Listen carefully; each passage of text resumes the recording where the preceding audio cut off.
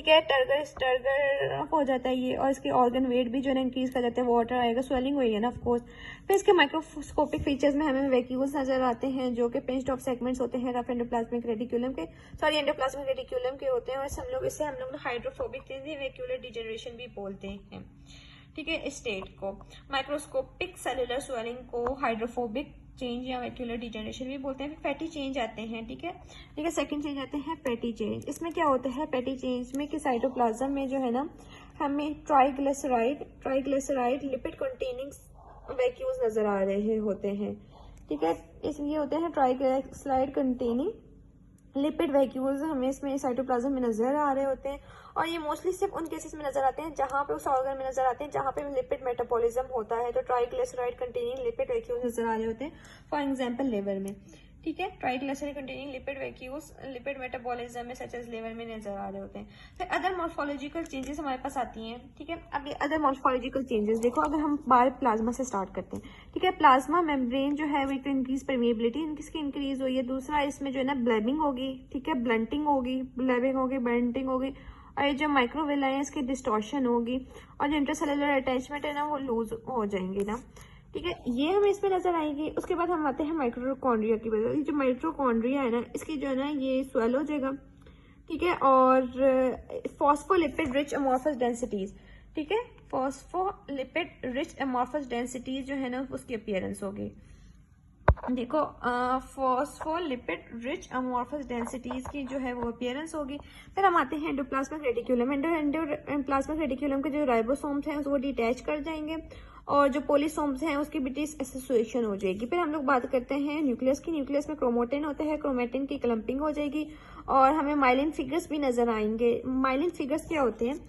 ये फॉस्फोलिपिड के कलेक्शन होते हैं जो कि माइलिन शीट से रिसेंबल कर रहे होते हैं, जो कि सेलुलर मेम्ब्रेन से ड्राइव होते हैं फॉस्फोलिपिड।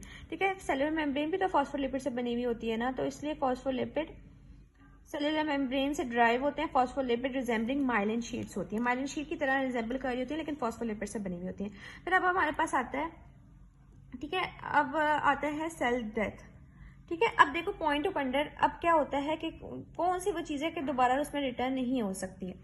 ठीक, अब इट इज कैरेक्टराइज के मतलब क्या सेल है कि उसमें चीजें दोबारा नहीं हो सकती वापस। अगर उसकी सेल डेथ कैसे होगी कि जो माइटोकॉन्ड्रियल का जो ये फंक्शन है, ठीक है, माइटोकॉन्ड्रिया स्वेल हुआ है, इवन के जब नॉर्मल ओरिजिनल इंजरी के बाद भी अगर आप खत्म भी हो गई ना ये इंजरी वगैरह, लेकिन इसका स्ट्रक्चर लॉस हो जाता है, इसका फंक्शन लॉस हो जाता है। ठीक है, स्ट्रक्चर हो जाएगा, मतलब माइटोकॉन्ड्रियल का फंक्शन ही एक तो सही होगा। ठीक है, इंजरी अगर सही भी हो गई, हमने सेल रिकवर भी कर लिया, माइटोकॉन्ड्रिया का फंक्शन ही सही हुआ। फिर प्लाज्मा मेम्ब्रेन का स्ट्रक्चर और फंक्शन दोनों लॉस हो गए।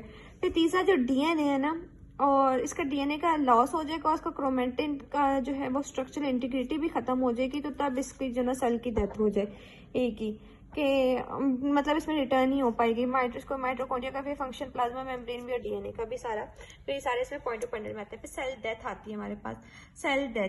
अब जो सेल डेथ का हॉल मार्क है, जो कॉज है, ठीक है, मोस्ट कॉज क्या होता है सेल डेथ क्यों होती है? उसका मोस्टली कॉज ये है कि उसमें न्यूक्लियस चला जाता है, लॉस हो जाता है सेल डेथ, तो उसकी डेथ हो जाती है। अब न्यूक्लियस कैसे चला जाता है, उसके 3 टाइप्स हैं। ठीक है, एक ये है पैक्नोसिस, कैरियोक्सिस, कैरियोलोसिस। पैक्नोसिस, कैरियोलोसिस, कैरियोक्नोसिस। ठीक है, और उसके बाद जो मैकेनिज्म है उसे नेक्रोसिस और एपोप्टोसिस बोलते हैं। नेक्रोसिस सेल डेथ की वो फॉर्म है जिसमें सेलुलर मेम्ब्रेन, ठीक है, अब ये जो सेलुलर मेम्ब्रेन है ये फॉल अपार्ट होगी, और उसके जो सारे कंटेंट्स हैं ना, एंजाइम्स हैं जो इसके साइटोप्लाज्म में, वो लीक कर जाएंगे, और अल्टीमेटली जो है ना ये सेल को जो है ना डाइजेस्ट कर लेंगे। ठीक, इसके मतलब कोई भी ऑर्गेनेली में भी एंजाइम है तो वो लीक कर जाएंगे, सेल को डाइजेस्ट कर लेंगे, इस तरह होता है। और सेल डेथ है, और ये एक्सीडेंटल सेल डेथ होती है। अब नेक्रोसिस जो है ना इन्फ्लेमेशन को इंड्यूस करवाती है। ठीक है, ये इन्फ्लेमेशन को